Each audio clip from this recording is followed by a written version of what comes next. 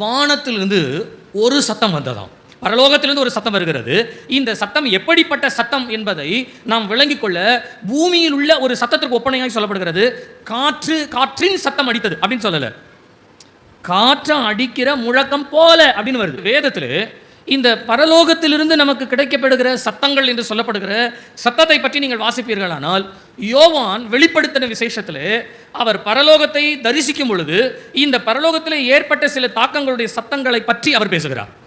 அப்போ யோவான் எழுதின வெளிப்படுத்தின விசேஷத்தில் சில சத்தங்களை நம்ம பார்த்தோம்னு சொன்னால், இந்த சத்தம் நமக்கு எந்த சத்தம், இந்த சத்தம் நமக்கு எதை நமக்கு குறிப்பிட்டு நமக்கு சொல்லுகிறது என்பதை நாம் இந்த சத்தத்தை வைத்து நாம் புரிந்து கொள்ளலாம். வெளிப்படுத்தின விசேஷம் 1ஆம் அதிகாரம் 10வது வசனத்திலிருந்து 20வது வசனம் வரையிலும் நீங்கள் வாசிப்பீர்களானால், யோவான் பரலோகத்திற்கு தம்முடைய ஆவியில் எடுத்துக்கொள்ளப்படுகின்ற ஆவிக்குள்ளாக்கப்படுகிற ஒரு அனுபவம் வருகிறது.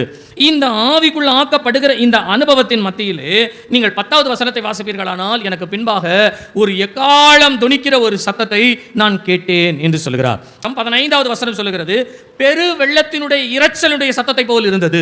அப்போ முதல் எக்கால சத்தம்னு சொல்லி கேட்கிறாரு. இந்த எக்கால சத்தம் பின்பு பெருவெள்ள இரைச்சல் சத்தத்தை போல மாறுகிறது. இந்த பெருவெள்ள இரைச்சலுடைய சத்தம் என்ன சொல்லுகிறது என்பதை கேட்கும் பொழுது, இயேசு கிறிஸ்து யோவானோடு பேசுகிற அவருடைய வார்த்தை.